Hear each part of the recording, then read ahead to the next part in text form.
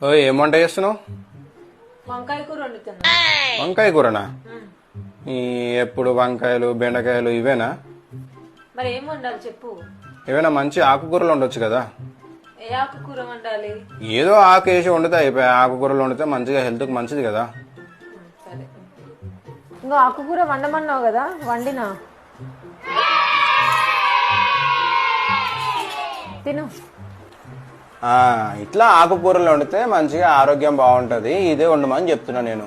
Very good.